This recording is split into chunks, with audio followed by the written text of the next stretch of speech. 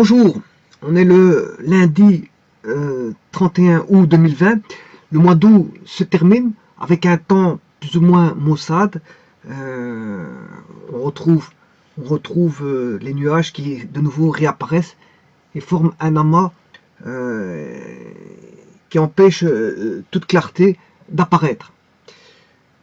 Ceci dit, on attend le bon temps qui puisse revenir en toute âme et conscience. Voilà, ceci étant dit, concernant la journée d'aujourd'hui, du lundi 31 août, je vais me permettre de voir une vidéo, ou plutôt de faire une vidéo qui est très importante pour de nombreuses personnes, notamment des étudiants et d'autres personnes qui veulent avoir quelques renseignements sur ce qu'on appelle la calorimétrie. Alors, j'ai déjà créé une playlist. Dans cette playlist, vous retrouvez un ensemble de vidéos qui sont en cours, en phase d'établissement, et qui vont introduire les notions de calorimétrie.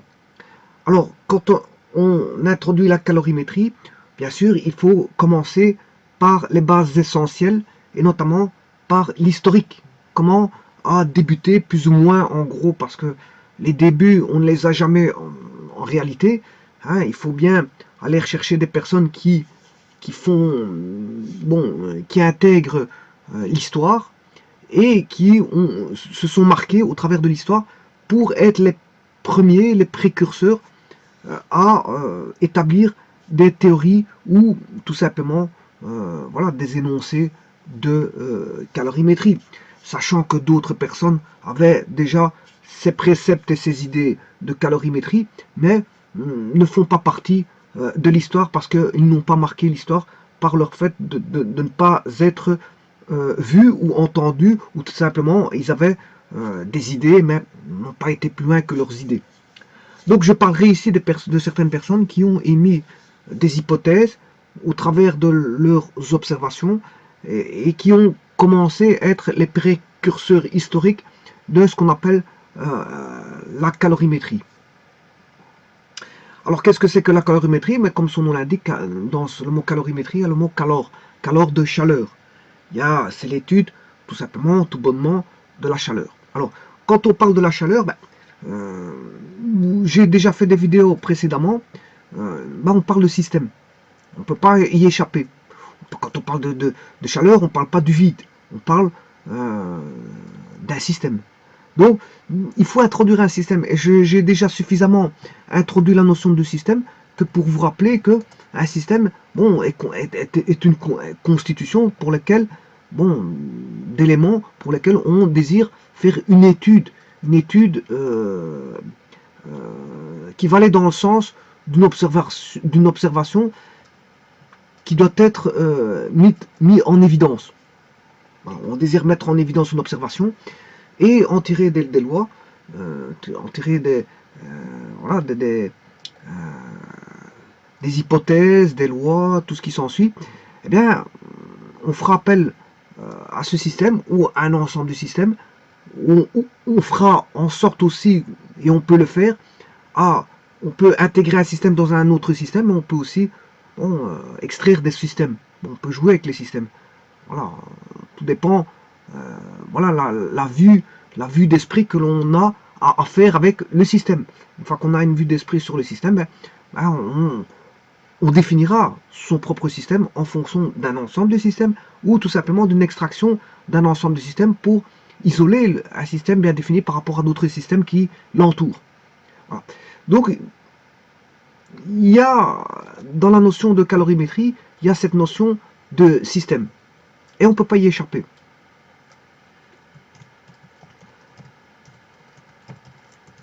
Voilà, donc la calorimétrie, c'est l'étude de la chaleur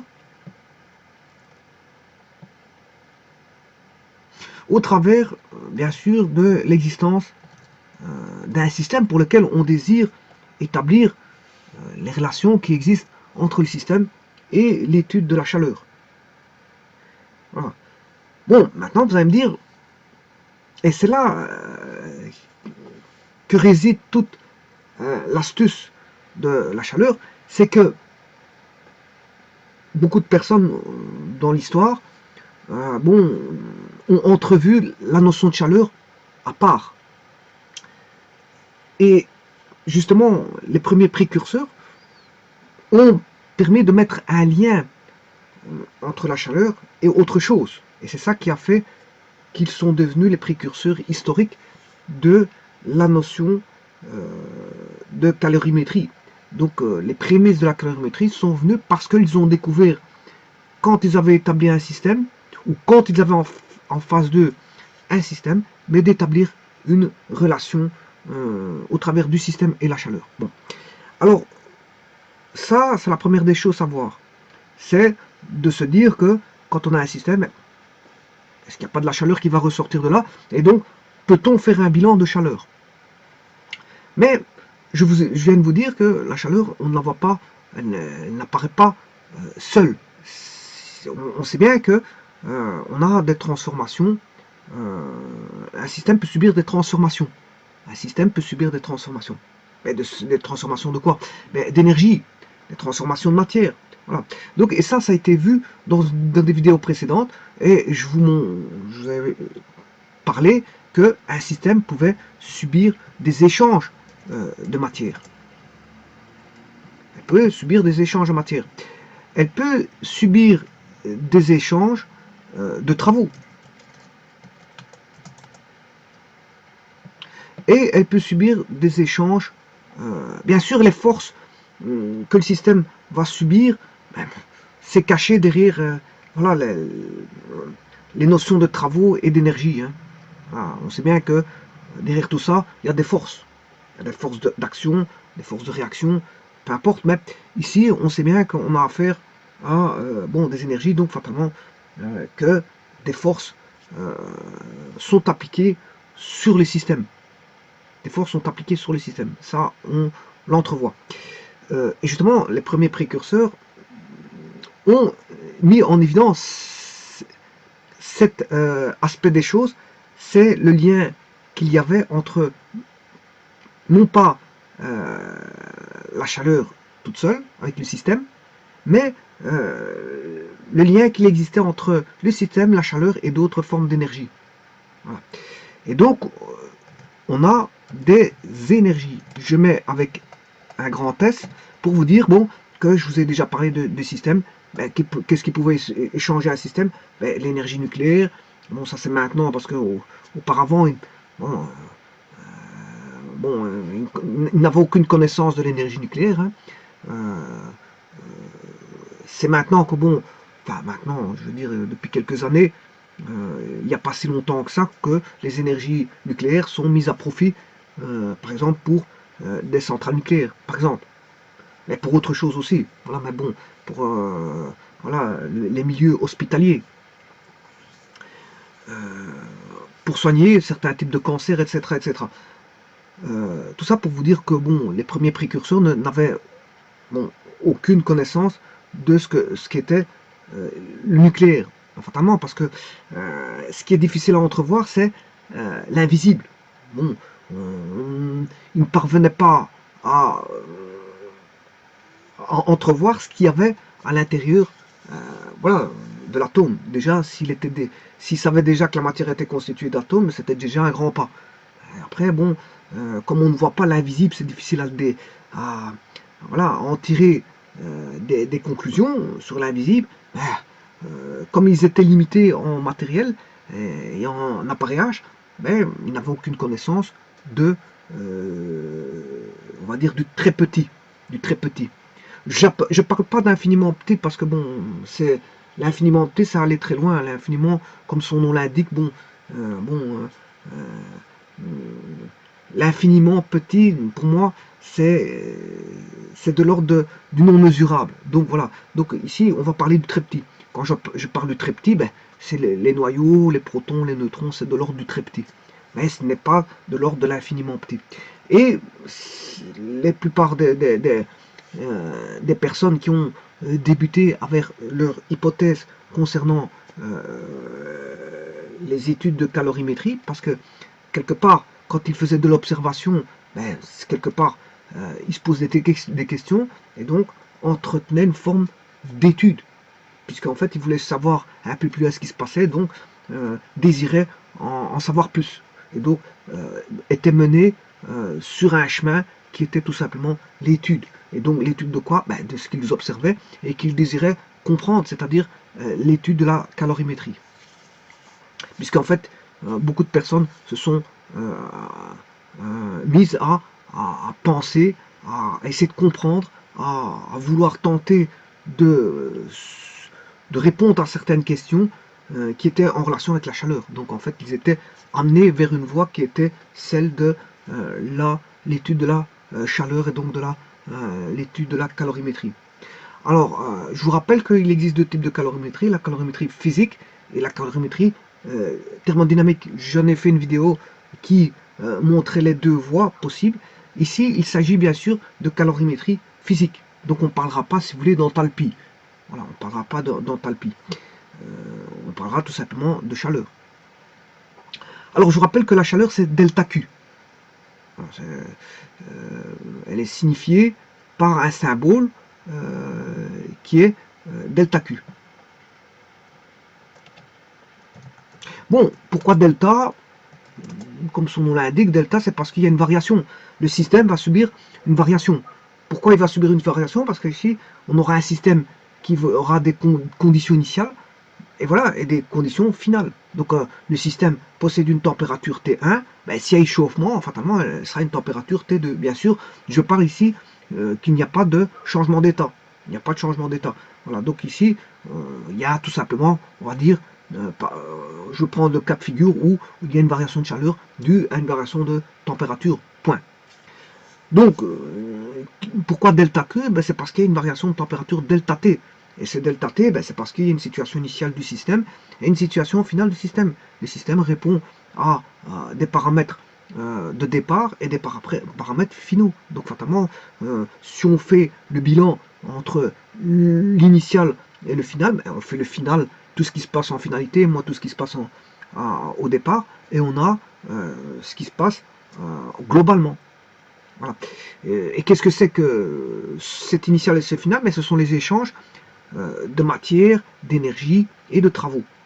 Et parmi ces énergies, ben, il y a l'énergie nucléaire, l'énergie thermique, l'énergie solaire, ben, voilà, l'énergie solaire, l'énergie éolienne, l'énergie potentielle mécanique, hein, c'est l'énergie mécanique, l'énergie potentielle, l'énergie cinétique de vitesse, qui est l'énergie potentielle qui est énergie de hauteur, qui est énergie mécanique, l'énergie cinétique qui est énergie mécanique aussi. Attention qu'il peut y avoir des grandes énergies dues à des petites vitesses. Enfin, il y a des énergies dues à des petites vitesses, comme il y a des énergies dues à des grandes vitesses. Hein. Bon, voilà. Si on prend une particule ayant une grande vitesse, bon, voilà, elle est animée d'une très grande vitesse. Alors qu'on peut avoir un mobile qui roule à une certaine vitesse qui est très petite, considérée à taille humaine. On va dire, il y a toujours cette fameuse notion d'échelle. Bon, qu'est-ce que c'est qu'une vitesse à taille humaine? On roule à vélo, c'est une vitesse à taille humaine. On roule en voiture, c'est une vitesse à taille humaine. Maintenant, se poser la question qu'une particule va à la vitesse proche de la vitesse de la lumière, on peut se dire que bon là, ce n'est plus une vitesse de taille humaine. C'est une vitesse, je veux dire, un petit peu qui est une limite. Voilà, si on arrive à la vitesse de la lumière, c'est une limite. Donc on peut se dire si c'est une limite, c'est une grande vitesse. C'est la plus grande vitesse qui puisse exister. Donc elle n'est pas de taille humaine, parce que les vitesses de taille humaine, c'est la marche à pied, rouler à vélo, rouler en voiture, rouler dans un train, voilà, euh, parcourir une distance en avion avec une vitesse raisonnable en avion, etc., etc. Bon, tout ça, ce sont des vitesses à taille humaine. Mais au-delà de ça, bon, on peut pas parler de vitesse à taille humaine. Donc, les énergies, il y a différents types d'énergies, ça vous en conviendrez. Il existe donc les énergies que je vous ai citées, énergie mécanique, énergie potentielle, énergie électrique. Hein, on peut faire usage de l'électricité en utilisant l'énergie électrique, l'énergie solaire, l'énergie éolienne, l'énergie voilà, musculaire des êtres humains. Les êtres humains possèdent une certaine énergie et donc ils peuvent. Tout ça, c'est pourquoi faire. Bon, c'est de l'énergie on va dire, voilà, c'est une forme qui va mettre en place des forces. L'énergie, tout simplement, pourrait être utilisée pour faire actionner des forces. Alors, sans énergie, on ne sait pas faire actionner de force. Donc il faut des énergies. Donc vous voyez que la notion de force est cachée derrière les notions d'énergie. Donc on peut émettre que l'énergie est une forme de réserve. Une réserve pour faire agir des forces, pour faire contre-agir des forces. Donc c'est l'énergie qui sera utilisée en tant qu'abreuvoir pour l'usage des forces. Voilà. Donc vous voyez que le système peut échanger de la matière, de l'énergie et des travaux. Et comme je vous ai dit que l'énergie, il y en a de plusieurs sortes, et notamment, ici on peut entrevoir l'énergie calorifique. L'énergie, la chaleur est une forme d'énergie. Vous le voyez ici. Ça, c'est une forme d'énergie. J'aurais pu me mettre avec l'énergie voilà, mécanique, électrique, énergie, tout ce que vous voulez. Ben, c'est une forme, la chaleur est une forme d'énergie. Donc, mais la thermodynamique le sépare. Enfin, je m'excuse, la calorimétrie ici, la calorimétrie, c'est l'étude, voilà, spécifiquement de la chaleur. On étudie spécifiquement la chaleur. Voilà. Donc quand on étudie le calorimètre, ben, c'est par l'entremise, voilà, d'échanges calorifiques. Maintenant, les énergies peuvent être de tout type. Hein. Bon, quand on prend un calorimètre, on peut mettre on peut mettre un fil électrique pour chauffer. Voilà. On peut mettre un fil électrique pour chauffer. Donc à ce moment-là, on va passer de l'énergie électrique vers l'énergie calorifique. Bon, oui, il y a toutes sortes de transformations qu'on peut avoir. Et justement, le but de cette vidéo aussi, justement, c'est de trouver l'équivalent calorifique. Mais on ne passe pas par l'énergie électrique pour trouver voilà, l'équivalent calorifique. Les premiers qui ont, les premières personnes qui se sont mis à rechercher, voilà, la relation qui existerait entre la chaleur et leur forme d'énergie qu'ils observaient, eh bien, les premiers, c'était de l'énergie mécanique. Hein. Voilà, ils observaient de l'énergie mécanique et ils se posaient la question s'il y avait une relation entre l'énergie mécanique et l'énergie calorifique. Mais il existe le même rapport avec l'énergie électrique. C'est ce que Joule a fait. Joule a entrevu l'équivalent, voilà, la loi de Joule au niveau de l'électricité. Éric Arrêté n'est autre que voilà, transformation d'énergie électrique en chaleur.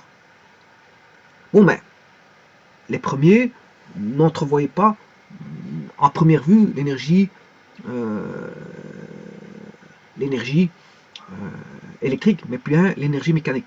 Donc, on va faire ici donc le rapport qui existe entre l'énergie mécanique et calorifique. Voilà. Alors, pour ça, je vais descendre dans l'histoire et voir les premiers précurseurs, bon, ce qu'il en convenait de ce premier précurseur. Alors, les premières observations, ou du moins les premiers résultats, on va dire, quantitatifs, observables, ont été obtenus par un certain monsieur qui s'appelle, je vais vous le mettre ici, Benjamin Thompson. Benjamin Thompson. Bon. On est loin, on n'est pas loin de Joule, hein. Bon, on n'est pas loin de la période de Joule. Puisque Benjamin Thompson, bon, a fait ses observations en 1700. Je crois que c'était en 1798, je crois. Voilà. Si mes souvenirs sont bons, Benjamin Thompson, ses observations, il les a faites en 1798. 98. Voilà. Par après, je vous donnerai la date de l'existence de Joule, ainsi que de Dalton. Alors, je vais déjà les écrire, puisque les personnages qui vont intervenir dans l'histoire sont Dalton, il a à voir avec la calorimétrie, hein. Il y a Mayer. Bon, il y en a bien d'autres, bien sûr. Vous comprendrez que je vous ai dit que ce que j'ai indiqué ici, c'est tout simplement ceux qui sont précurseurs, qui se sont fait apparaître dans leurs observations, leurs théories, leurs hypothèses. Voilà. C'est pour ça que je n'aimais qu'ici les personnes qui font partie de l'histoire, parce que d'autres, malheureusement, ont trouvé peut-être des choses, mais ne font pas partie de l'histoire parce qu'ils n'ont pas été, ils n'ont pas édicté via une instance scientifique ou via un livre qu'ils auraient écrit. Eh bien, ils avaient peut-être juste des idées. Ils avaient peut-être juste émis certaines choses à des personnes que personne n'a entendues, que certaines personnes ont entendues, pas d'autres. Et que ça n'a pas été plus loin que leur bout de leur nez. Donc, moi, j'indique ici les personnes qui se sont fait apparaître, parce que on comprend que c'est pas les seuls dans le monde qui auraient entrevu la chose, comme quoi il y avait un équivalent mécanique. Hein. Je vous le dis tout de suite. Voilà, et il y a ce fameux monsieur Joule, qu'on retrouve dans les unités d'énergie, le Joule, hein, l'unité, le symbole Joule a été attribué à monsieur Joule. Alors, Benjamin Thompson, en 1798, qu'est-ce qui se passe? Vous comprendrez que quand vous faites de l'usinage, l'usinage fait intervenir la chaleur. Voilà, l'usinage fait intervenir la chaleur.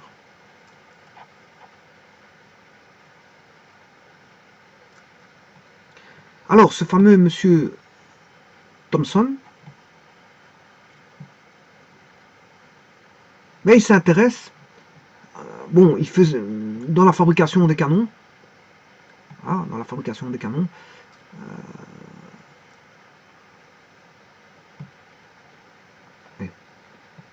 je vais d'abord dessiner mon canon, parce que c'est vrai qu'ici, il pose un petit problème au niveau du dessin.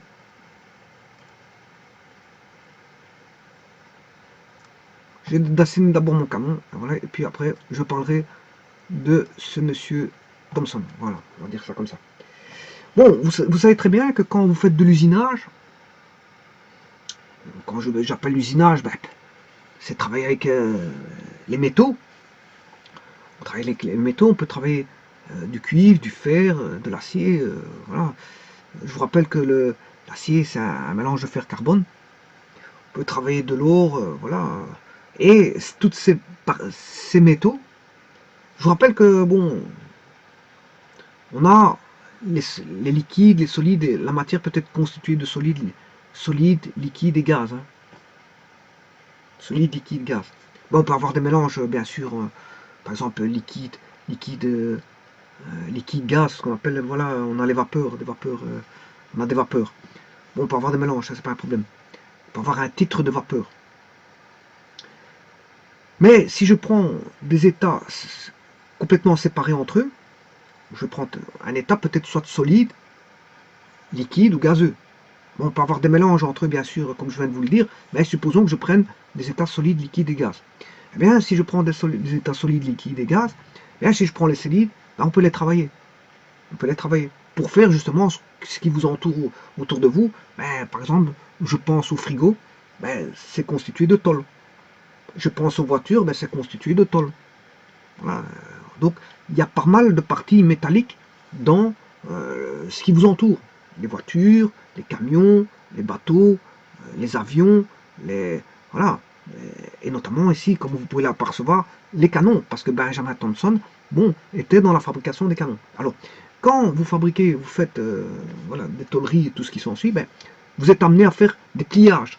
vous êtes amené à faire voilà, du martelage, des écrasements, voilà, des perçages, etc., etc. Bon, il y a toute une panoplie de, bien sûr, de traitements mécaniques que l'on peut faire subir aux métaux pour lui donner une forme donnée. Pour lui donner une forme donnée. Voilà. Donc, on va faire subir au métal pour lui donner une forme et donner la forme que l'on désire, qui a été voilà, étudiée, qui a été dessinée. Voilà, si on a dessiné avec certaines cotes voilà, un ensemble, ben, on désire arriver à cet ensemble-là. Alors cet ensemble-là peut être un assemblage, bien sûr. Hein, on peut faire des assemblages d'organes. Voilà, et ces organes peuvent être pris dans un ensemble pour faire, pour avoir une fonctionnalité. Bon, et c'est le, bon, malheureusement, c'est le cas du canon. Un canon, ben, on se met à fabriquer un canon. Pour quoi faire? Ben, pour tuer des gens. Parce que c'est malheureux à dire, bon, malgré tout, bon, ça fait partie de l'histoire, ça fait partie de, voilà, voilà, voilà, des êtres humains, hein, se battre, ça fait partie intégrante de l'arme des êtres humains, c'est malheureux à dire, mais c'est comme ça. Mais la canon se fait pour tuer, on va dire ça comme ça. Alors les premiers canons, c'était des... Voilà, au début il y avait des catapultes. On a commencé par des catapultes, puis après, bon, on a entamé la chose par des canons qu'on pouvait déplacer, c'est pour ça qu'on mettait des roues, hein, sur les terrains, dans des bateaux, on pouvait mettre des canons un peu partout. Voilà, le but du canon, ben, c'est de faire des dégâts. Notamment, faire des dégâts, c'est aussi de tuer des êtres humains, donc des soldats adverses, ou peut-être même des civils adverses. Et donc, malheureusement,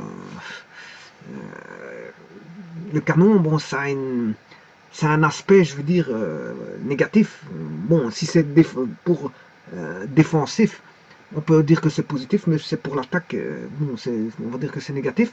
Mais Benjamin Thompson, lui, justement, était dans cette construction voilà, d'armes. Bon, il n'avait pas d'état d'armes, lui, son but, c'était de construire des canons. Et faire des canons nécessite, bien sûr, un assemblage mécanique, et notamment de faire des perçages. On doit faire des perçages, on doit trouer, voilà, il faut forer, ce qu'on appelle forer, hein, on doit forer des canons. Bon, alors, quand Benjamin Thompson s'est posé la question à un moment donné, que quand on forait un canon, qui est, bien, je vous rappelle que plier, marteler, écraser, trouer, forer, percer, etc., etc., sont des actions mécaniques. Ce sont des actions mécaniques. Je vous le rappelle. Ne perdez pas de vue qu'ici, on a un système. On a un système. Le système ici, il est complètement défini puisque c'est le canon. Alors, on va établir, on peut diviser ce canon en différents systèmes. Hein. On peut avoir la buse, les roues, etc., etc. Ça, c'est pas un problème. Voilà, mais ici, justement, on va prendre la buse du canon. Si le buse du canon il doit être foré, on va prendre le système, c'est la buse du canon. Le buse du canon, qu'est-ce qui se passe? Bien sûr, il faut faire un trou dans cette buse du canon pour faire passer l'obus. L'obus, il y a un certain obus d'un certain diamètre qui doit passer dans la buse du canon. Il faut forer ce canon-là à dimension. Parce que le but, c'est de trouver la bonne matière qu'il faut et les bonnes cotes qu'il faut pour, je veux dire, que la fonctionnalité du canon obéisse à certains paramètres qui ont été édictés. Donc voilà, on a un système. Et Benjamin Thompson remarque que quand on fore les canons, comme vous pouvez le remarquer maintenant, ou observer toute chose que vous allez travailler, mais vous allez plier du plomb. Hein, ça va s'échauffer. Prenez une feuille de, voilà, une épaisseur de plomb, faites-le plier à un moment donné. Je veux dire, il va chauffer jusqu'à avoir l'épaisseur de plomb qui va se voilà, se fissurer, se casser. Alors je vous dirai pourquoi. Alors, on remarque que, donc, si on prend du plomb, on va le plier plusieurs fois, ben ça va s'échauffer. Si on fore un trou avec une foreuse fixe, portative ou fixe, peu importe, ça va causer un échauffement. D'ailleurs, on met de l'huile quand on fait un forage, avec par exemple, je pense à une foreuse fixe, avec une manivelle, ben, quand vous faites un forage, vous devez mettre de l'huile et remonter pour ne pas casser déjà la mèche voilà, de la foreuse. On fait très attention à ces outils. Donc, une des premières choses, c'est de faire attention que la mèche ne s'échauffe et ne casse. Voilà, donc on voit que un travail mécanique va induire un échauffement. Voilà. Donc, il y a plusieurs expériences qui peuvent vous apprendre que qu'un travail mécanique peut amener à un échauffement.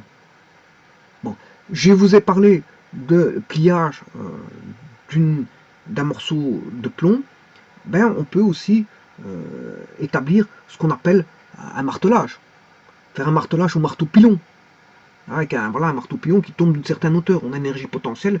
Voilà, et on vient faire un effet mécanique. Et là, on aura de l'échauffement. Bon, si on tape qu'une fois, on a un petit échauffement. Si on tape plusieurs fois, on a beaucoup plus d'échauffement. Donc le martelage va induire de l'échauffement. Voilà. Et donc, tout ce qui est écrasement, trou, forage, perçage, pliage, etc., va induire un échauffement. Ça, c'est l'expérience courante qui permet de d'observer ces choses-là. C'est l'observation courante qui vous permet de voir ces choses-là qui se produisent. Voilà. Donc, je pense aussi à tout ce qui est usinage. Hein. Vous allez limer, fraiser, etc. Tout ça va induire un échauffement. Ben, je vous ai parlé d'huile. Ben oui, on utilise les huiles pour éviter justement des outils, pour éviter que des outils ne se cassent. Pour éviter que des outils ne se cassent, ben, on aura voilà, l'usage de certaines huiles, bien sûr, les plus appropriées pour éviter la cassure d'un outil. Voilà. Donc ce qui veut dire que Benjamin Thompson, lui, en 1798, bon, on se pose déjà des questions concernant la provenance de cette énergie mécanique. Comment ça se fait que ça chauffe? C'est la première question qui s'est posée. Pourquoi y a-t-il voilà, le système qui est constitué du canon pour lequel on va forer dedans, pourquoi y a-t-il voilà, l'émission d'une chaleur? Donc, quelque part, la chaleur, c'est de l'énergie calorifique. Hein. C'est une énergie calorifique. Eh bien, tout simplement, la chaleur ne provenait pas, je veux dire, toute seule. Elle était induite par quelque chose. Qu'est-ce qui va induire la chaleur? On va dire, c'est d'office le travail exécuté sur le travail mécanique qui va induire voilà, le travail qu'on appelle W. Tout à l'heure, j'ai appelé ça les travaux, les énergies, la matière. Voilà, mais ici, le travail, c'est W. Hein. Je vais l'appeler, le travail, c'est W. Donc, c'est un travail mécanique. Et donc, il se dit que, d'office, quand on a un travail mécanique, mais qu'est-ce qui se passe? On a l'apparition d'une chaleur. Voilà. Le travail mécanique. Bien sûr, le travail mécanique, une fois qu'il est terminé, il n'est plus là. Il n'est plus là. Ça veut dire que le travail mécanique est l'essence même, la base même de la création de chaleur. Mais que dans le bilan global, quand la chaleur est produite, il n'y a plus d'énergie mécanique derrière. Puisqu'en fait, l'énergie mécanique là, que vous voyez a été voilà, a induit la chaleur. Donc elle a disparu cette énergie mécanique, pour autant qu'on ne vienne plus en remettre bien sûr de l'énergie mécanique, parce que tant que vous mettez de l'énergie mécanique voilà, vous mettez de l'énergie mécanique en relief, vous aurez de la chaleur induite. Hein. Donc supposons qu'ici je prenne une énergie mécanique pour laquelle voilà, on fait un trou. Une fois que le trou est fait, voilà, on a un dégagement de chaleur. On ne vient plus faire de trou après, parce que c'est normal que les trous qui viennent en arrière-plan va induire de nouvelles chaleurs. Donc, pour observer les choses, il faut à un moment donné s'arrêter. On fait un travail mécanique, on s'arrête. Voilà, et on constate un dégagement de chaleur. Donc, ce qui veut dire que la transformation, on a une transformation. Le système voilà, s'est transformé. Le système s'est transformé. On avait un système, si vous voulez, initial, avec un travail mécanique, voilà, qui a procuré en finalité de la chaleur. On a un système final. Voilà. Donc, on a ce qu'on appelle là, tout bonnement, la transformation d'une énergie mécanique en chaleur. Bon. Maintenant, s'il existe un lien d'énergie mécanique et de chaleur, c'est de savoir quel est son rapport. Quel est le rapport? Alors, je vous ai parlé que on parle en termes de delta, pour situation initiale, situation finale. Eh bien, ici, je veux faire de delta.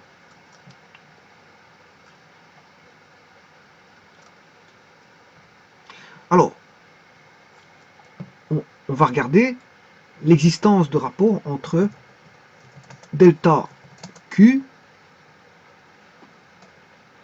et delta W.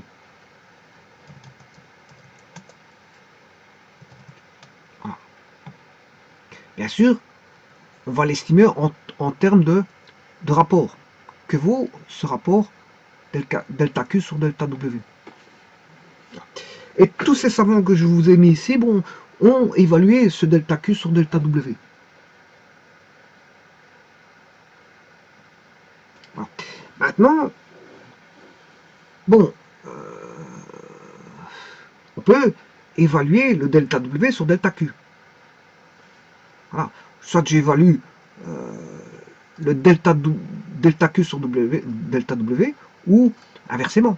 J'aurai juste l'inverse. Delta W et delta Q. Pourquoi pas? Simplement, j'aurai un inverse. S'il y en a un, j'obtiens alpha, ben, l'autre, j'obtiendrai 1 sur alpha. Ce sont des inverses l'un par rapport à l'autre. Puisque j'inverse juste, voilà, numérateur et dénominateur. Donc voilà, on inverse. Bon, maintenant, voyons voir ce que vaut ce rapport. Bien, ce rapport, je peux l'appeler, voilà, ici je l'appelle alpha. Voilà. Ben, l'autre, vous comprendrez que c'est 1 sur alpha.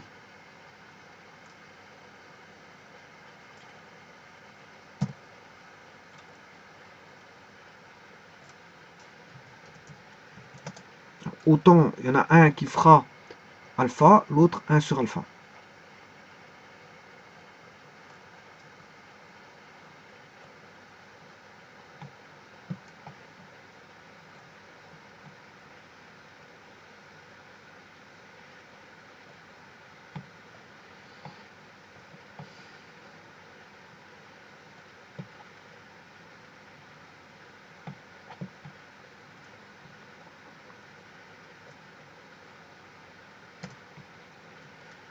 Et ça, ce que je vous mets là, les rapports là, c'est toute l'étude de ces différents savants.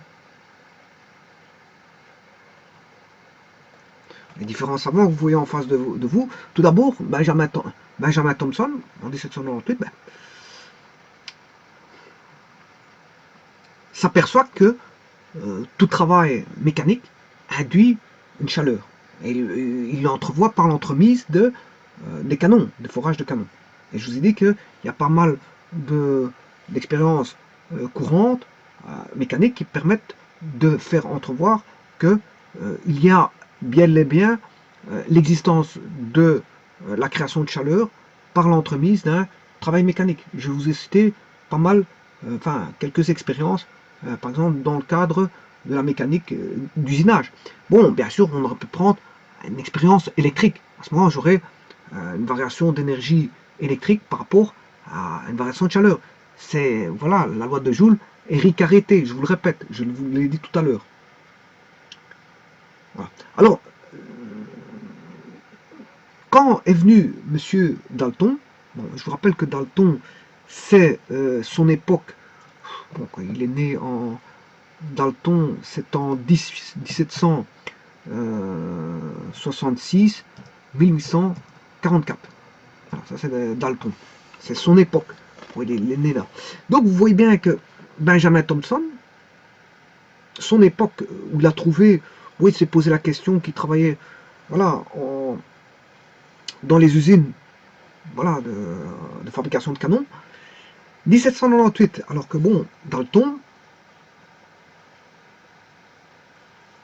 on peut voir, hein, bon, je peux faire,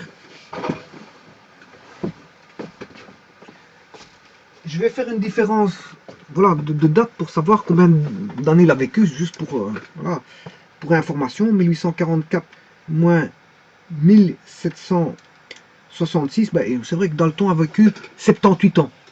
Il a vécu 78 ans.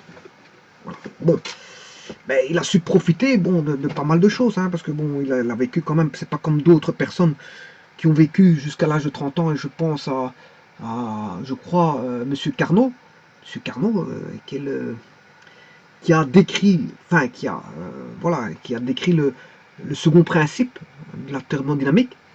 Voilà, Carnot qui a vécu, je crois, jusqu'à 30 ans. J'en suis pas si sûr, mais bon, je peux aller revoir mes sources. Mais ici, bon, il a eu la chance de vivre jusqu'à 78 ans. Monsieur Dalton, qui est un très bon âge, hein, et je veux dire, Benjamin Thompson, 1798, entre dans cette date située entre 1766 et 1798 et 1844. Voilà.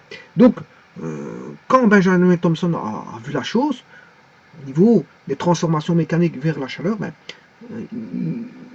il s'avère que Dalton avait à ce moment-là 32 ans. 32 ans. C'est à 32, quand Dalton avait 32 ans, que Benjamin Thompson, bon, a fait cette entremise voilà, d'existence d'un rapport entre la transformation d'énergie mécanique, parce qu'il a pris, lui il travaille dans les canons, c'était l'énergie mécanique, on aurait pu prendre une forme d'énergie et voir que ça induisait de la chaleur, ça d'office. Hein. Voilà. Lui, comme il était dans l'énergie mécanique, au travers de la fabrication des canons, ben, lui, il a entrevu qu'il y avait un rapport entre l'existence de l'énergie mécanique et de la chaleur. Bon, il s'avère que ce monsieur Dalton-là, bon, est intervenu de manière très, très surprenante, hein, parce qu'en fait, rappelez-vous que je vous ai dit que ces époques-là, il était très difficile de voir ce qui se passait dans le très petit, mais ce monsieur Dalton a émis une théorie atomique de la matière à cette époque-là. À cette époque-là, et il s'est dit que la chaleur apparaissait alors comme un mouvement moléculaire. La chaleur était un mouvement moléculaire, ce qui va bien sûr lancer les choses et expliquer pas mal de choses. Donc maintenant, il y a des secrets en moins. Il y a des secrets voilà, qui apparaissent au grand jour et qui fait que la science fait un grand pas en avant. Puisque maintenant, M. Dalton a émis voilà, une théorie mécanique de la chaleur. Voilà. En disant que quand on parlait de pliage, quand on parlait de forage, quand on parlait de martelage, il s'agissait tout bonnement que voilà, de mouvements qui apparaissaient au niveau des molécules. Et donc fatalement que si on allait faire des mouvements moléculaires par pliage, par martelage, etc., mais ça induisait bon, une forme de chaleur. Donc maintenant, il existe bel et bien un rapport existant entre la chaleur, le travail et la chaleur, ou le chaleur, la travail et le travail, c'est-à-dire soit alpha avec bon, soit le rapport fait alpha ou 1 sur alpha, hein, delta Q sur delta W, ou delta W sur delta Q. Mais ce qu'on sait, c'est que cette chaleur est induite par le travail mécanique, et on dira même plus, grâce à la théorie de Dalton, mais que ça provient voilà, des mouvements moléculaires.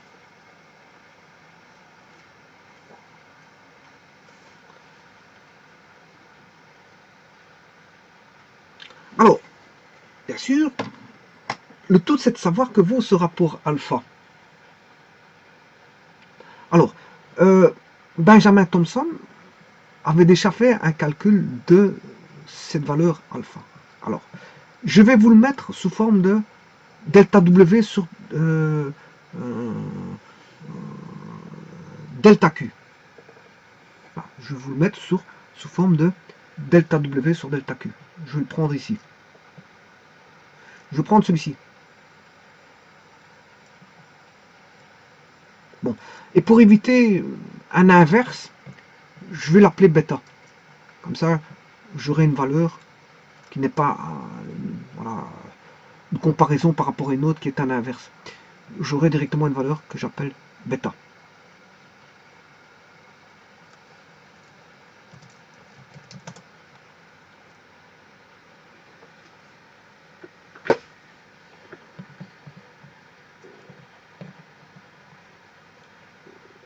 Maintenant, c'est de savoir que vaut ce bêta. C'est la course. Maintenant qu'on sait qu'il y a, quand on fournit un travail, ben, il y aura de l'énergie calorifique qui va s'en ressortir. Mais maintenant, c'est de savoir quel est le rapport existant. Et beaucoup de personnes ont commencé à courir, à aller rechercher cette valeur existante de bêta. Alors, voilà qu'apparaît. Bon, tout d'abord, il y a Benjamin Thompson, qui estimait que la quantité de chaleur engendrée à, si vous voulez, 0,183 0,183. Attention des unités, parce qu'ici, c'est calories. Calories.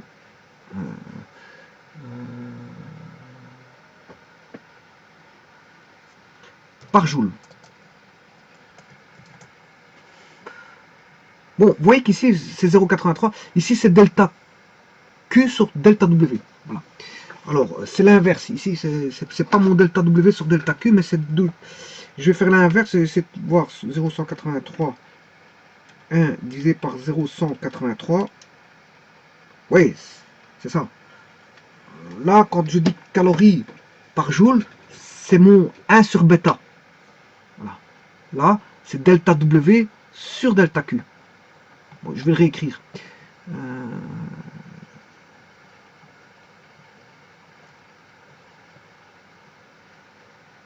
Ça, c'est delta, parce que c'est des calories.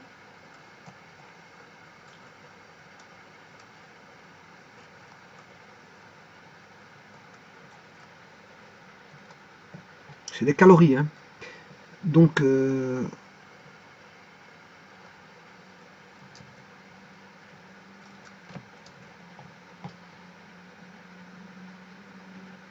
mon delta Q par joule. Un joule, c'est énergie mécanique.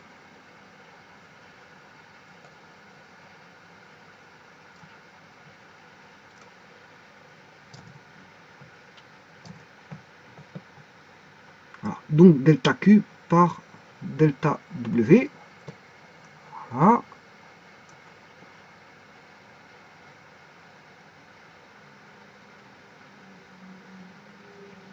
Voilà. Et ça, c'est l'égalité qui va nous donner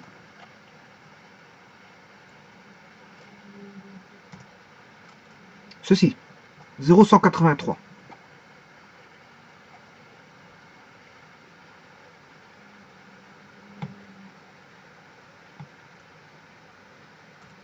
Bon, et si j'inverse ce nombre-là, ben on va retrouver bêta. On est proche là à ce moment-là. Je vous rappelle que le 4,100 et des que je verrai tout à l'heure, parce que voilà, avec les époques, vous comprendrez qu'on arrive à une précision qui est beaucoup plus grande que voilà, que les premières époques où ils ont fait leurs calculs. Hein. Alors là, je vous dirais que si je fais l'inverse de 0,183, 1 divisé par 0,183, 5, voilà, je vais vous le donner avec plusieurs décimales. Le bêta, ici, était de... C'est l'inverse, hein, c'est l'inverse de 0,183, c'est qui fait 5,46, 44, 8, 0, 8, 70. 4. Voilà, prenez les décimales qui vous viennent comme ceci. C'est pour vous dire que bon, voilà, Benjamin Thompson a trouvé ça. 5,464, 80, voilà, cette valeur-là. On est loin de 4,18. Hein. Voilà. Et alors, ce 4,46 que je viens de vous donner, bien sûr, c'est non pas en calories par joule, mais en joule par calorie. Joule par calorie.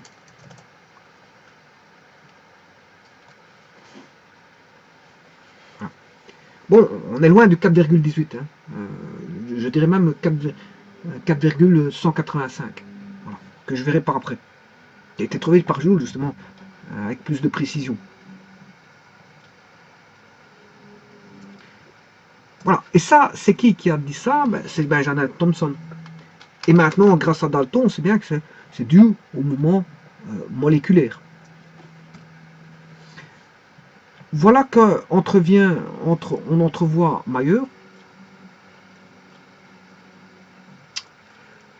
qui est un médecin. Mayer est un médecin.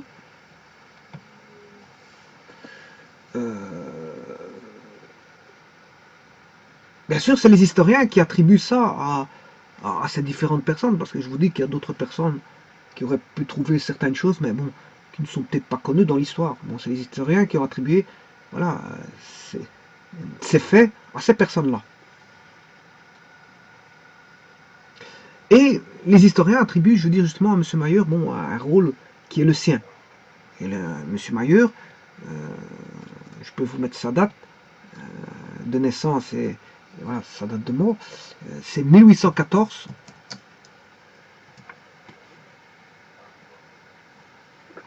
« 1878. On est Benjamin Thompson et rentre encore une fois dans cette date de 1840-1878. Alors, je peux vous dire, pour autant que je trouve ma machine à calculer, voilà, là,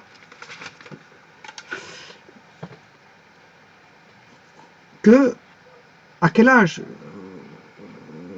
avait Mayer quand Benjamin Thompson a fait sa découverte et s'est posé les questions. Voyons voir.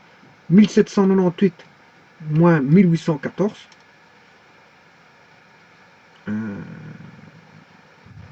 Oui. Oui, Mayer est né après la découverte de Thomson. Bon, Mayer, bon, voilà, on parle de Mayer, mais il vient après Thomson, parce que 1814, c'est après 1798. Il est né après. Voilà. Mais Mayer, bon, les historiens en tiennent compte. Mais ce qu'ils disent que le médecin Mayer avait bien des difficultés à préciser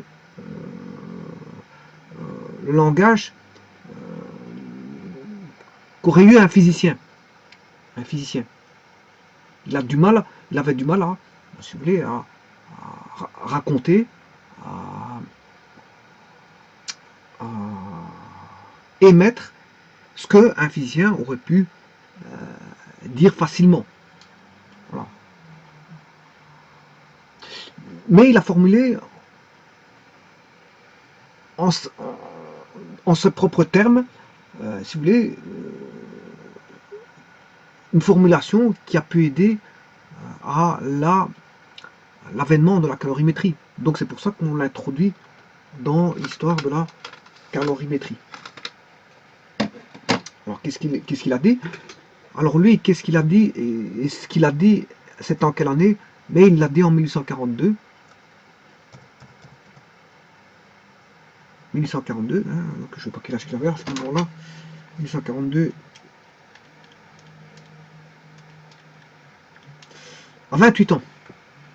À 28 ans, ben, il a émis que la chute d'un poids d'une hauteur d'environ 365 mètres correspondait à l'échauffement d'un poids égal d'eau de 0 à 1 degré Celsius. Donc,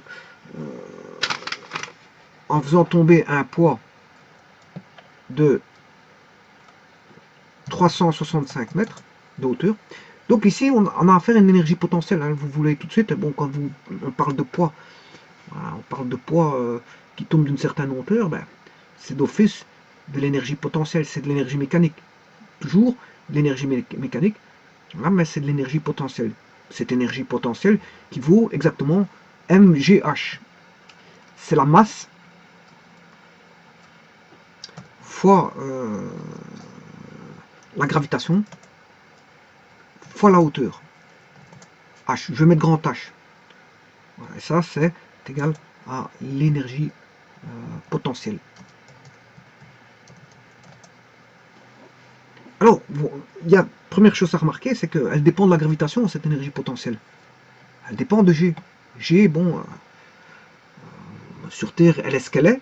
9,81, ça dépend de bon, certains lieux, mais la voisine est 9,80, 9,81. Alors que si vous prenez une autre planète, ben, l'énergie potentielle de hauteur ne sera pas la même pour une certaine hauteur donnée. Parce que le G va dépendre d'un astre à l'autre. Il dépend d'un astre à l'autre, s'il est gros, petit ou moyen, peu importe, mais il dépend de la gravitation. Donc l'énergie potentielle va dépendre de la gravitation. Donc l'énergie potentielle dépend de la gravitation, mais on a un lieu où il est un invariant, il n'y a pas de problème. Mais si on regarde l'énergie potentielle par rapport à différentes planètes, là c'est autre chose. Et maintenant, si on est sur Terre, bon, c'est quasi un invariant, hein, même si elle varie un tout petit peu, elle est considérée comme un invariant. Mg fois H, c'est l'énergie potentielle. Voilà. Et donc le docteur Mayer, le médecin Mayer, donc dit que la chute d'un poids d'une hauteur d'environ 365 mètres, environ, hein, correspond à l'échauffement d'un poids d'eau de 0 à 1 degré Celsius. Donc voilà, on va passer de 1 à 2 degrés Celsius. Non, je m'excuse, de 0 à 1. Ouais, de 0 à 1, ouais, de 0, je m'excuse, ouais, à 1 degré Celsius. De 0 à 1, bon, ça veut dire que l'eau était à la base, on considère que l'eau est froide à la base. Hein. Elle va passer à 1.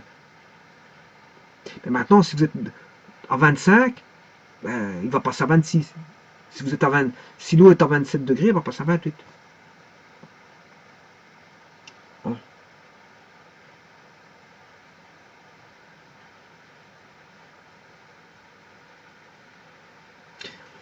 Eh bien, ça, qu'est-ce que c'est? Ce qui vient d'énoncer M. Mayer, c'est tout simplement ceci.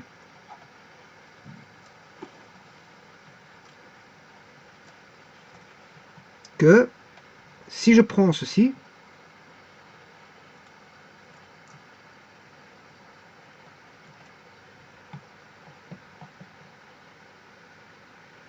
et que le delta W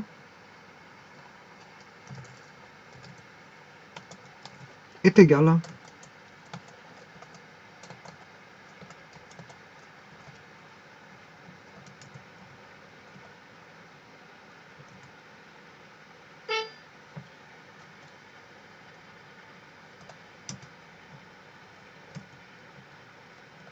j'ai un petit problème de clavier que je vais résoudre tout de suite. Voilà. Ouais, parce qu'en fait, dans mon clavier, je dois juste faire... Enfin, chercher le clavier AZERTY. AZERTY.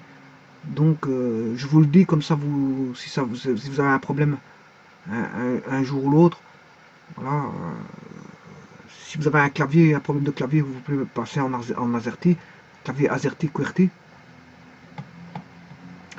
Vous devez taper tout simplement Alt, Graphic, Alternate Graphic, voilà, Alternate Graphic, voilà, qu'on appelle AltGR, Alternate, voilà, Alt, je dirais même Alt, comme ça, Alternate Graphic. Voilà, plus bien sûr, vous devez rajouter la touche Shift. Voilà, bon, ça c'est pour la petite histoire. Donc là, vous repassez en mode AZERTY, Alternate Graphic. Voilà. Bon, ceci étant dit, bon, je disais que le delta W était égal à quoi? Égal à bêta, que je vais appeler K, hein. Bon, c'est une constante, hein. Delta Q.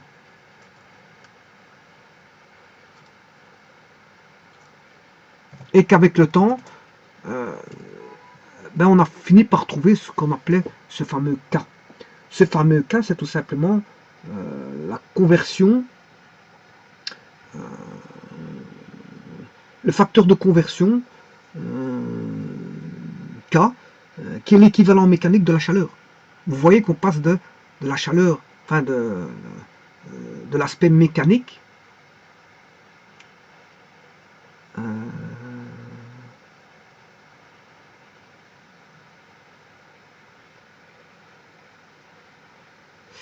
de l'aspect mécanique à l'aspect chaleur. Voilà. Et qu'il existe un rapport entre voilà, l'aspect mécanique et l'aspect chaleur. Au niveau énergétique, bien sûr. C'est ce qu'on appelle l'équivalent mécanique de la chaleur. Et d'après Mayer, il vaut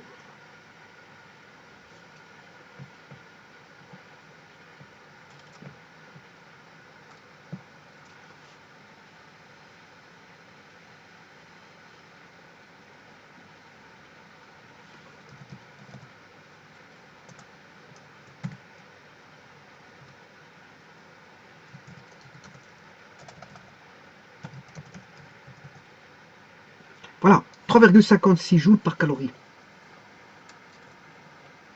Si on fait, on regarde par rapport à celui-ci,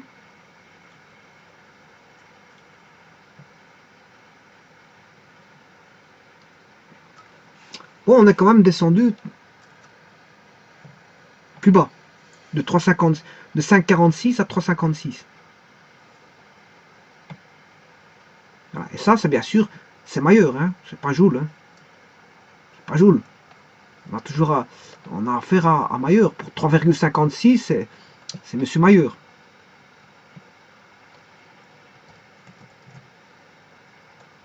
Voilà. Par contre, celui-là, c'est Benjamin Thompson. Ce qui veut dire qu'ici, celui-là, l'équivalent ici, c'est Benjamin Thompson.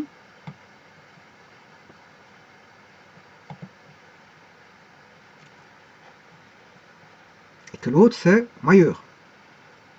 Mais, au niveau historique, bien sûr, on se rapproche d'une valeur qui se précise de plus en plus.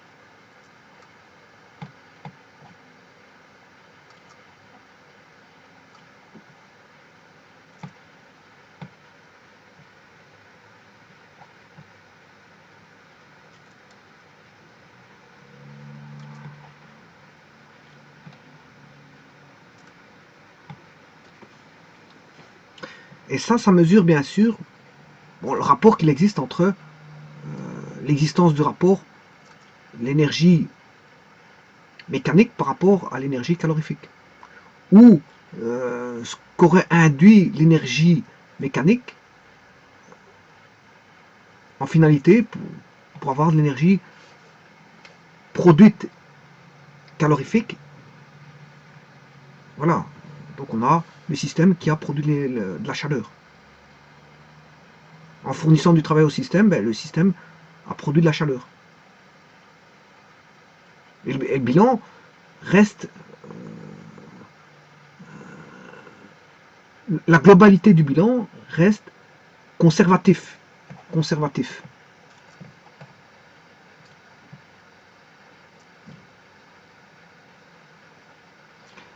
Voilà que M. Joule apparaît. Et vous voyez qu'ici, Joule a mesuré avec plus d'exactitude cet équivalent. Puisqu'on voit ici, vous pouvez apercevoir l'appareillage qui a été utilisé. Ouais, on retrouve ici une manivelle. Hein. On retrouve un calorimètre. On retrouve un calorimètre et une manivelle. Alors, à quoi servait cette manivelle? Ben, c'est pour faire tomber un poids. Hein. On fait tomber un poids d'une certaine hauteur pour mesurer justement quelle est la chaleur qui va être produite.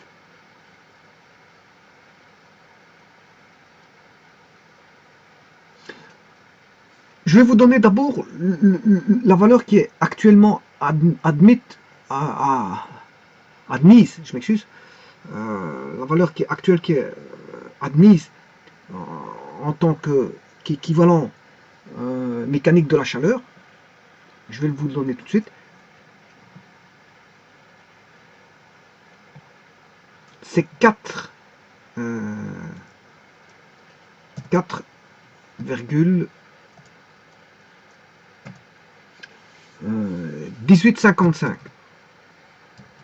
C'est ça. Bien sûr, joule par calorie. Hein. Joule par calorie.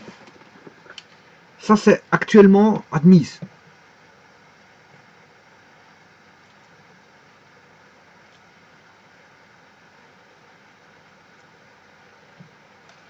Elle vaut ça. Maintenant, il y a des unités plus pratiques. Hein, c'est 4,18.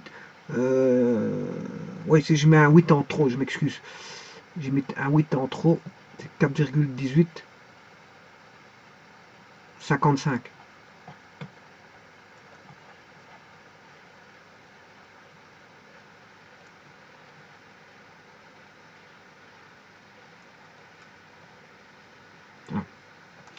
Joule par calorie. Là maintenant, je vais voir l'expérience de Joule et vous montrer bon, combien Joule a chiffré. Joule, lui, il l'a chiffré à 4,154 joules par calorie. Avec son appareillage ici, que vous voyez ici.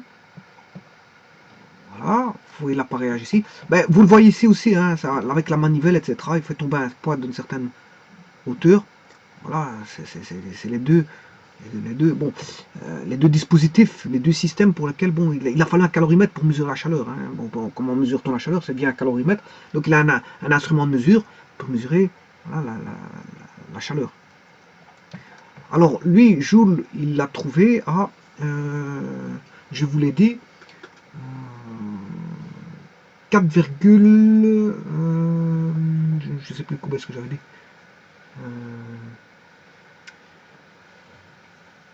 4,154, c'est ça. 4,154. 4,154 joules par calorie.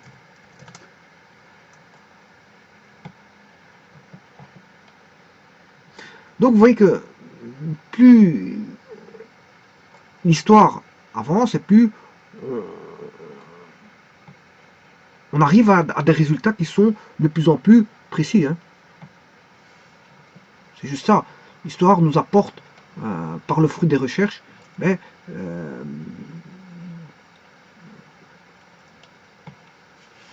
la remise en ordre de certaines valeurs qui deviennent de plus en plus précises. Je m'excuse. Depuis l'avènement de Benjamin Thompson, on trouve 5,46 joules par calorie. Voilà l'histoire, comment elle apparaît. Au départ, on a ceci. Ensuite ceci. Ensuite celui-ci. Et finalement, celui-là. On est à 4,1855 joules par calorie. Joules par calorie.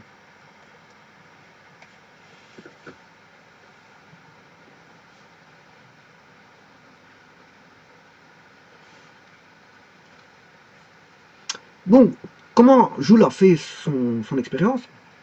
Mais vous pouvez l'apercevoir au travers de son dispositif avec, qui est composé d'une manivelle, d'un calorimètre et bien sûr d'un poids qui va tomber d'une certaine hauteur. Hein. C'est un poids qui va tomber d'une certaine hauteur, bien sûr. Il a fait un petit peu ce que Mayer a fait. Voilà. Et quelque part, Mayer, qu'est-ce qu'il a fait? Ben, il a ainsi formulé, de façon générale, le principe de l'équivalence, ou le premier principe de la thermodynamique. Hein. C'est-à-dire, voilà, c'est le principe d'équivalence de conservation, voilà, de l'énergie.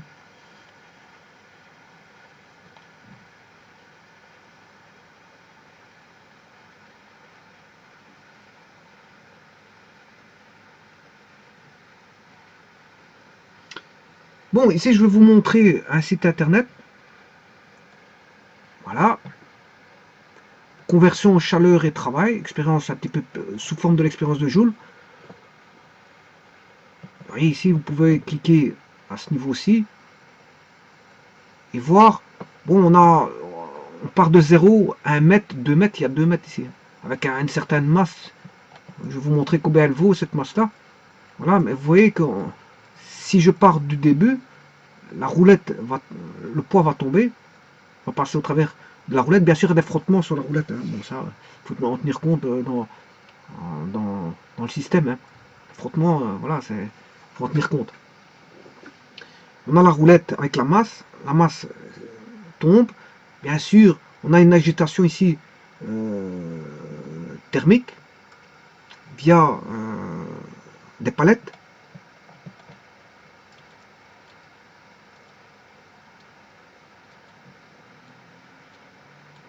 Vous voyez que si ça descend, bien sûr, la température monte. Hein. Le corps, il tombe, hein, il ne remonte pas. C'est parce que si c'est le logiciel permet de remonter, donc de diminuer la température, mais en fait, le corps ne fait que tomber. Hein. Voilà. Et vous voyez que la température monte en fonction de la hauteur. Voilà. Alors, les calculs sont simples. On va aller chercher l'énergie potentielle. On va faire le C de l'eau, qui est l'eau, voilà, le C du calorimètre, hein, c'est le C de l'eau, fois la masse d'eau, fois le delta T.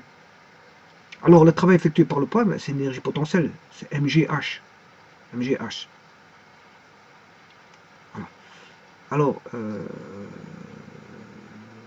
bien sûr, c'est MGH ici. MGH.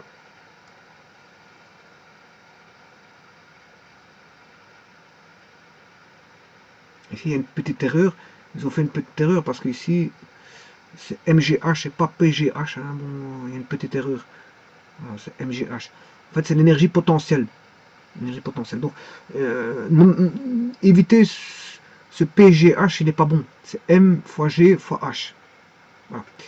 Alors, ce MGH, qui est l'énergie potentielle, ben, va être transformé en énergie calorifique. L'énergie calorifique, c'est C de l'eau fois la masse de l'eau fois le delta T. Alors, la masse de l'eau, on la connaît, hein, c'est ce qui se trouve dans le calorimètre.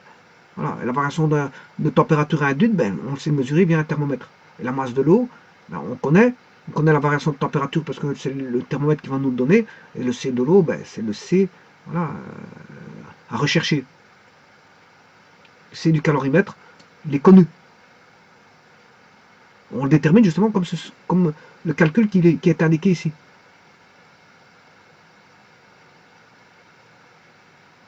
Et on peut, je dirais même, rechercher. Ici, il recherche le C de l'eau. Hein. Le but, c'est de rechercher parce qu'on connaît la hauteur. La hauteur, c'est 2 mètres. On sait bien que G, bon, on est sur Terre, c'est 9,81. Et la masse voilà, du poids est connue. Hein.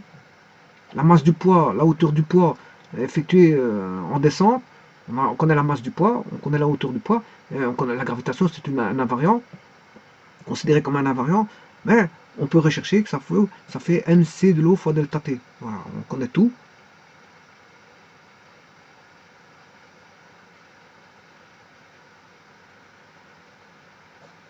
Et on retrouve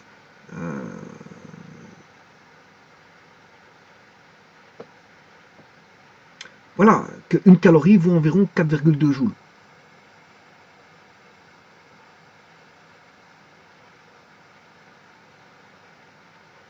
Pourquoi? Parce que le terme de gauche nous donne l'énergie potentielle. C'est 470,9. Hein, si on fait 24 kg, 24 kg fois 9,81 fois 2 mètres,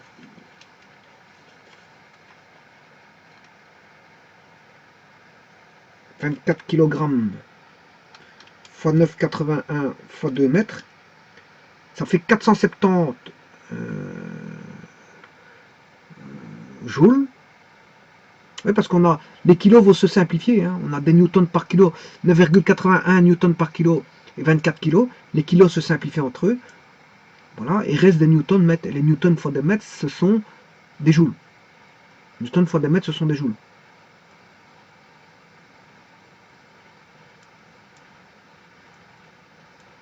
C'est une force fois une longueur. Et une force fois une longueur, c'est un travail. Voilà. C'est les unités d'un travail. Des newtons-mètres, ce sont des joules. Donc on a 470,9 joules. Et de l'autre côté, dans le membre de droite, on a 150 grammes d'eau. Bon, l'eau, on sait mesurer le C de l'eau, ben, il vaut une calorie par gramme et par Kelvin. Donc 150 fois 1. Vous voyez que les grammes et les grammes tombent, et il va rester des calories par Kelvin. Et bien sûr, la variation de température qui est en Kelvin. Donc, on peut même mettre en degrés, ça ne change rien. Parce que voilà, 18,74 moins 18, ça fait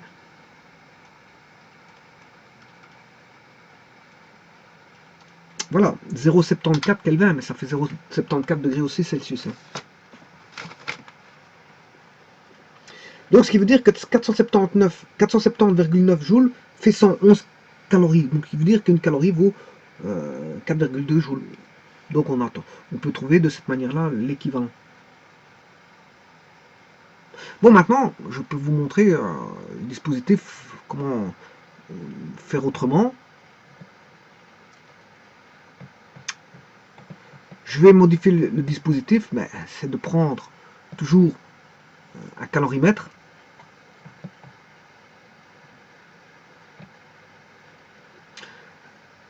On met un calorimètre, on place un calorimètre. À l'intérieur, bon, on a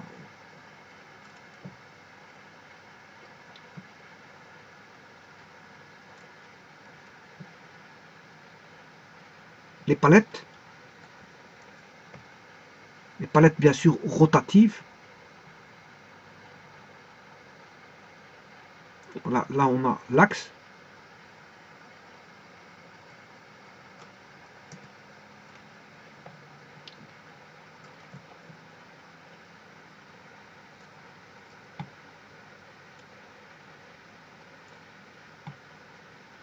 Ça, ce sont les palettes rotatives. Hein. C'est ce que vous pouvez apercevoir ici, les palettes que je suis en train de mettre.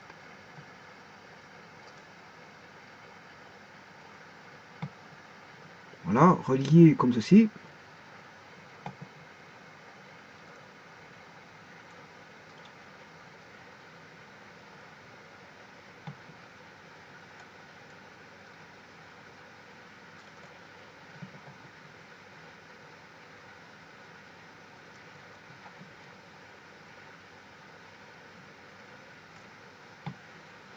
Alors, on a la manivelle.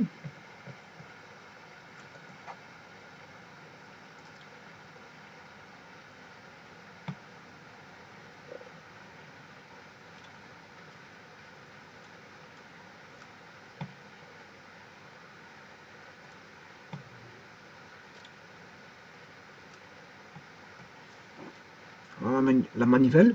Bien sûr, il y a du fil. On va mettre du fil. Hein, enroulé, bien sûr, du fil. Hein.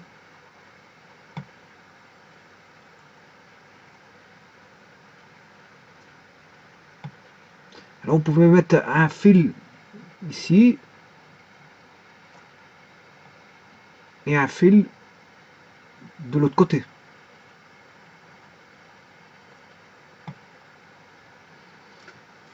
Voilà, ces deux fils, bien sûr, reliés à la manivelle.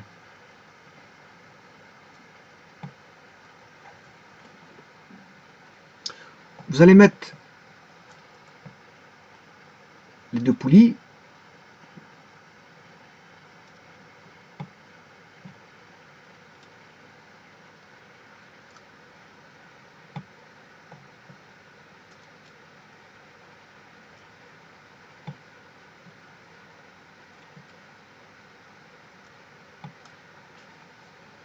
Voilà.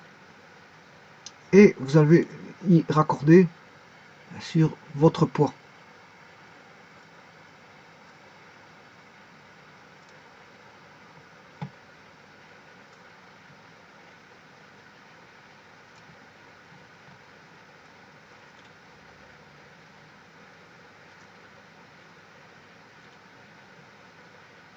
Voilà, ici j'en mets deux, hein, je mets deux poids. Voilà.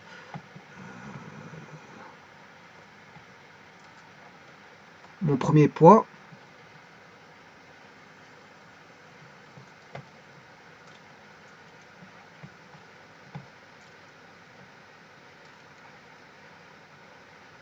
Voilà un premier poids. Voilà un second poids. Et pour couronner le tout, bien sûr, il faut une référence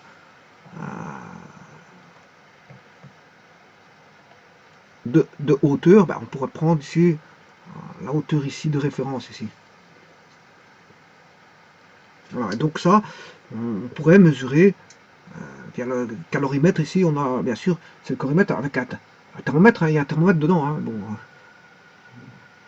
je peux y placer un thermomètre. Voilà, je vais le placer tout de suite hein, d'ailleurs.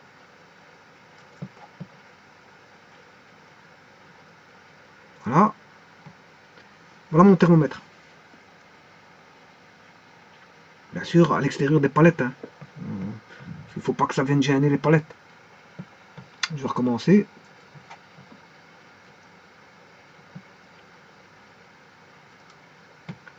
Voilà le thermomètre. Bon, on a tout en présence. Hein. Tout est en présence. On a un poids ici. Bon, je vais appeler le poids numéro 1.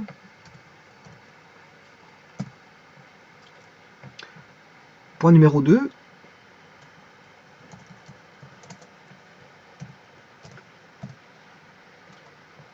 Ici, c'est on va dire, la référence de hauteur, 0.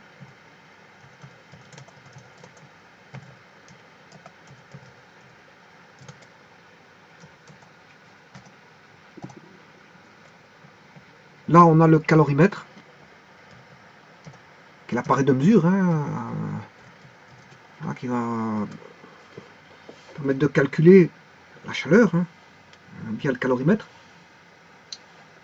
Et là, on a la manivelle avec la manivelle. On a la manivelle.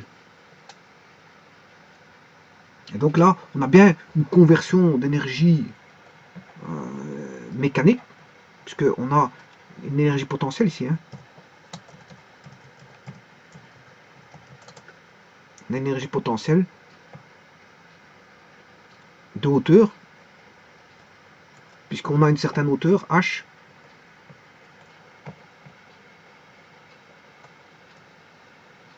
On a une hauteur H, bien sûr des deux côtés, hein, on a une énergie potentielle, voilà, on a une masse M, on a tout ce qu'il faut pour avoir une énergie potentielle. Hein. On a une masse M, on a une hauteur, voilà, on est sur Terre, donc MGH, on a l'énergie potentielle. Et on pourra mesurer de ce fait, par cette entremise-là, on pourra mesurer la chaleur. Et donc trouver, bien sûr, l'équivalent. Par ce système-là, on trouve avec une certaine précision l'équivalent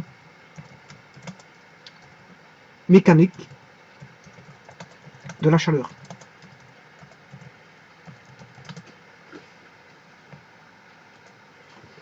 En d'autres termes,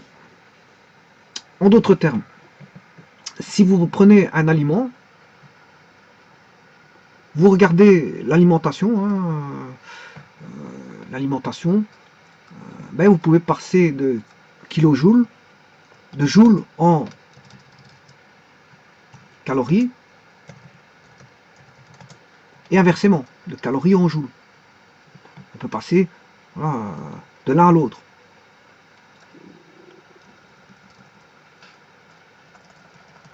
On peut passer de joules à calories ou de calories à joules grâce à l'équivalent mécanique qui est 4,18.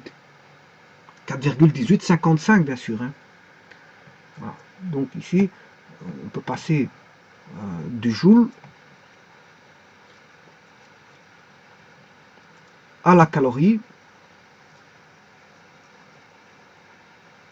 via le facteur 4,1855. Alors maintenant, dans quel sens? Bien, je vous ai dit que le 1 joule vaut 4,18 calories. 1 joule vaut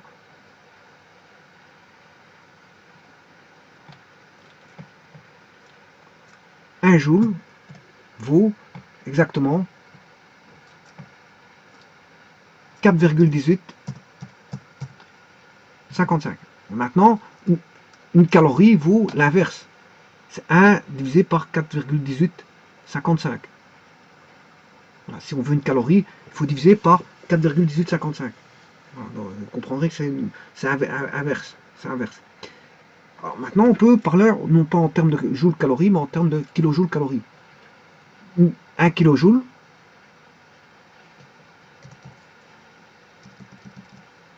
vaut 4,18 kilocalories. Ça ne change rien, puisque j'ai pris kilo dans chaque membre.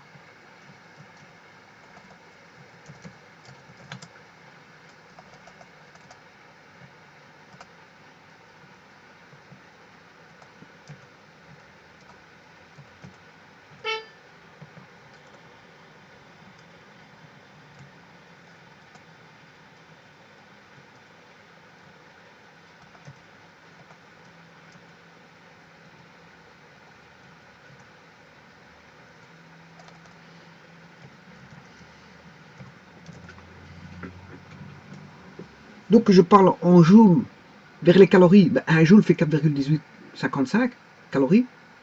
Mais une calorie fait 1 divisé par 4,1855 joules.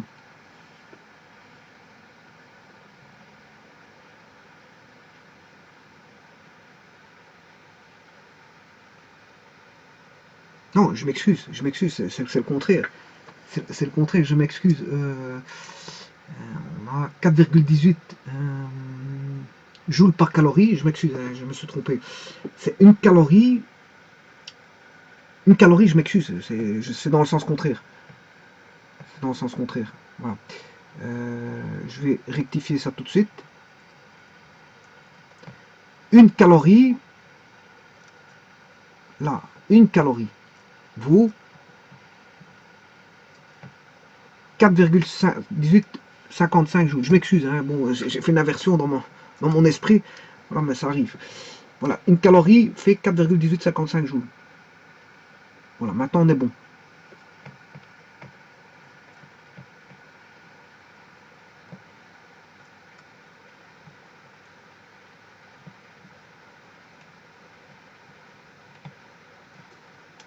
Voilà. Ceci est exact. Donc une calorie vaut 4,1855 joules. Ce qui veut dire que un joule vaut l'inverse de 4,1855. Maintenant, une kilocalorie. Ouais, ici, il faut que je rectifie encore un petit truc, puisqu'il faut que je modifie ceci. Une kilocalorie, si je mets en kilocalories, voilà, vaut exactement 4,18 kilojoules.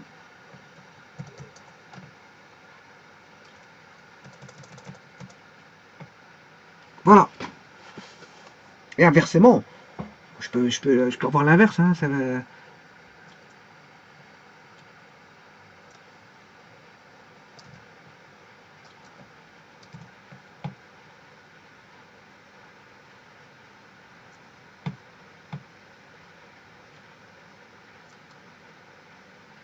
Donc, ce qui veut dire que quand vous voyez cette formulation-là, si vous prenez une boîte d'alimentation, ils expriment soit en kilocalories ou en kilojoules. Mais vous pouvez passer dans votre conversion. Mais si vous avez des kilocalories, vous voulez retrouver en kilojoules dans votre boîte, voilà, d'aliments, parce qu'il y a des conversions au niveau énergétique, une conversion équivalent mécanique énergétique. Il y a ça dans les boîtes d'alimentation. Vous pouvez regarder chaque boîte d'alimentation. Il y a l'alimentation, quelque part, c'est de la matière, mais c'est aussi de l'énergie. Parce que le corps a besoin de matière, et donc fatalement d'énergie.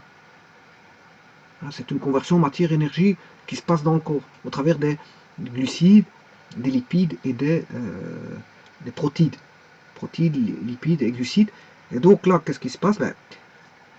Les aliments possèdent leur valeur énergétique en voilà, kilocalories, mais ils le donnent aussi en kilojoules. Mais si vous ne voulez pas passer par calcul, vous faites ce calcul-là. 1 kilocalorie, ça fait 4,1855 joules. Kilojoules. 1 kilocalorie vaut 4,1855 kilojoules.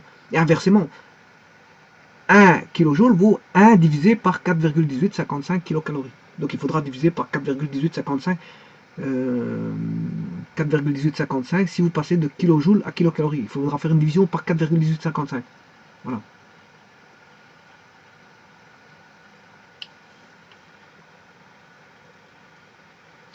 Bon, mais est venu bien sûr un certain monsieur Carnot. Hein. Carnot.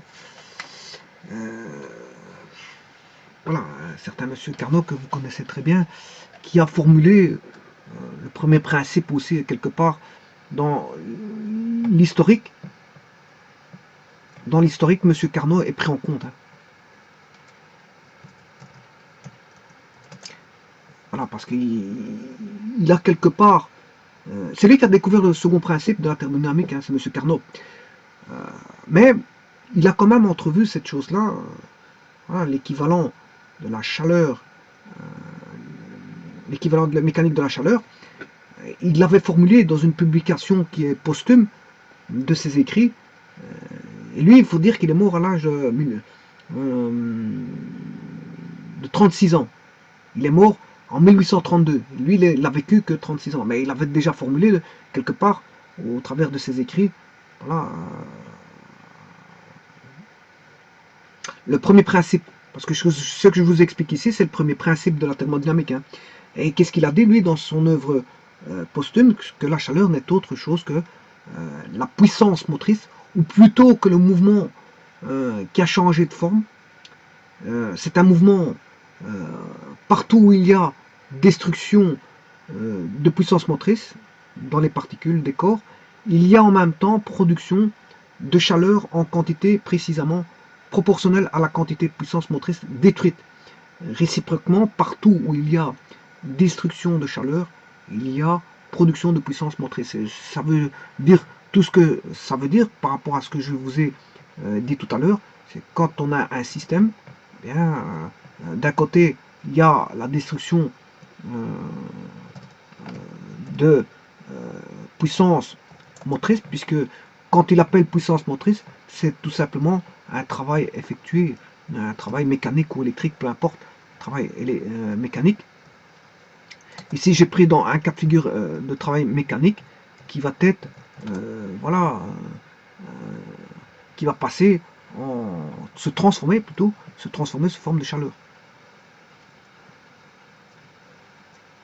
Voilà, elle va se transformer, ce travail mécanique, je me suis trompé ici, je ne sais pas pourquoi j'ai mis mécanique, c'est mécanique.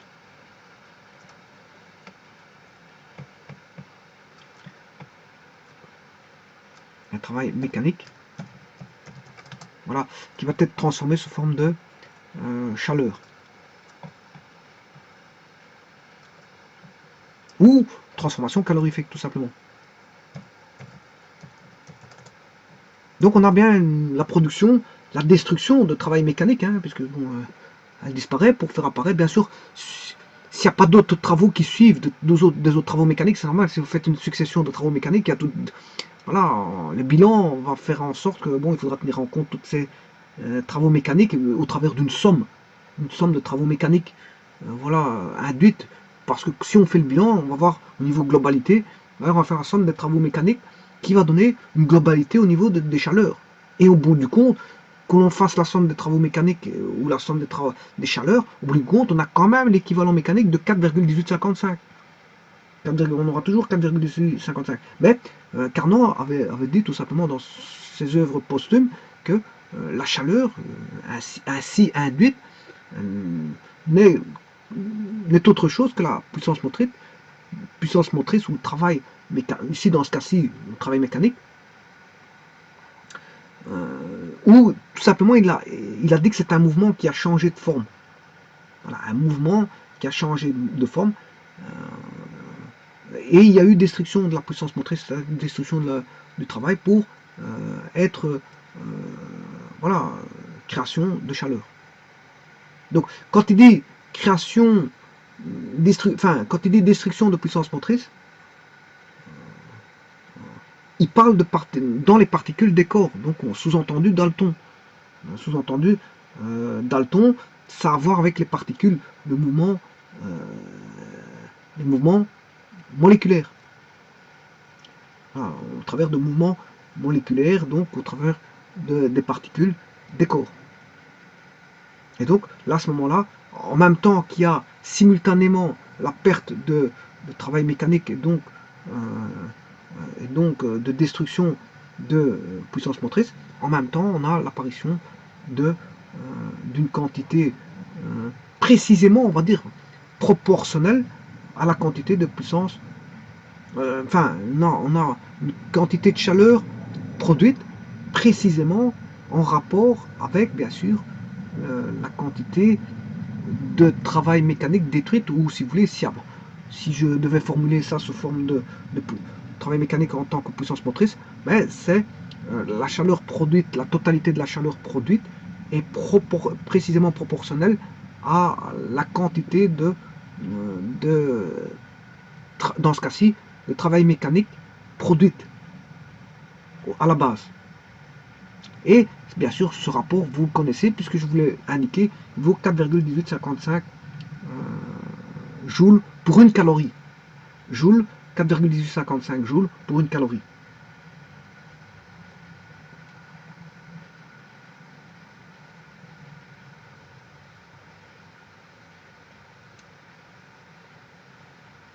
Donc, comme je vous ai dit, c'est Joule qui fut le premier à obtenir des données précises. Hein, les données précises, c'est Joule qui les a eues. Enfin, maintenant, on a plus précis que Joule, je vous l'ai dit. Hein, 4,1855, c'est à l'heure actuelle.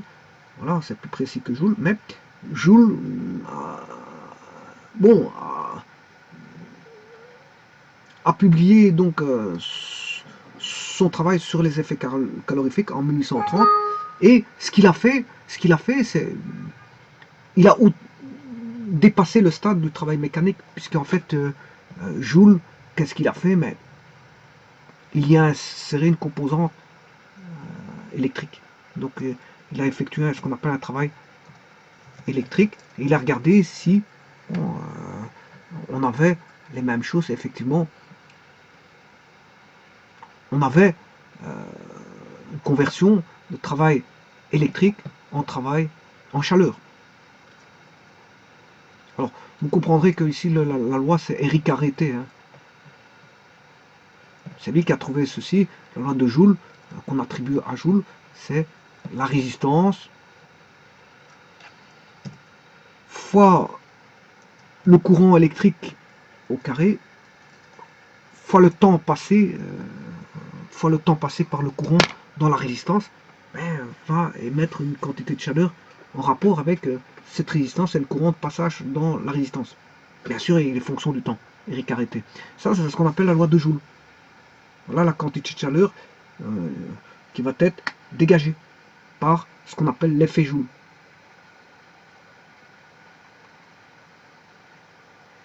Alors, vous allez me dire d'où ça vient, cette chaleur. Alors que Dalton avait dit au départ au niveau de l'énergie mécanique, c'était un mouvement moléculaire. Ben ici aussi, que ce soit électrique ou mécanique, c'est toujours des mouvements moléculaires. Enfin, ici c'est plutôt non pas des mouvements moléculaires, mais des mouvements, on va dire, de charge. Bon, et comme on a un solide, ben, les seules charges qui vont, on va dire, être mobiles dans un conducteur, par exemple, ben, ce sont les porteurs de charge électrique qui sont les électrons. Donc, les porteurs de charge électrique dans un conducteur, parce qu'on peut avoir des porteurs de charge dans une solution, mais là, il s'agit d'ions. Dans une solution propre, on a des ions, qui sont les porteurs de charge. Mais ici, comme on a un solide, les porteurs de charge, ce sont les électrons. Et les électrons, qu'est-ce qu'ils vont faire? ils vont s'entrechoquer dans la matière qui est constituée, si vous voulez, d'atomes. Les électrons vont entrechoquer la matière pour finir par donner ce qu'on appelle un échauffement. Et donc l'échauffement proviendrait de là.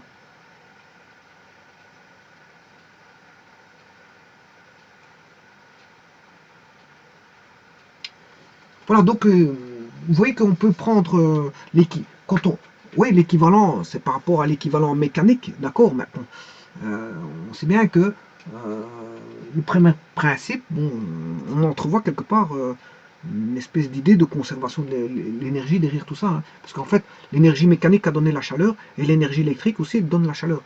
Tout. Il y a une égalité parfaite entre tout ça, donc on sent la notion on va dire de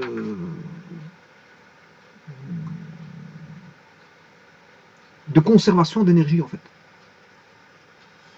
Voilà, et justement, ce principe est énoncé comme étant, je veux dire, un principe conservatif. Le premier principe, c'est un principe conservatif. Alors je verrai le premier principe, voilà, conservatif, mais les bases du premier principe sont là.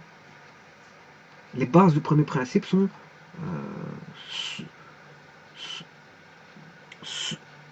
sont développées ici, ont été développées ici. Les bases du premier principe ont été développées ici. Donc, pour vous parler du premier principe, ça va être très simple. Il suffira de suivre ce qui a été dit ici pour entrevoir ce qu'il en est du premier principe. Et qu'est-ce qu'il affirme. Qu'est-ce qu'il affirme, le premier principe.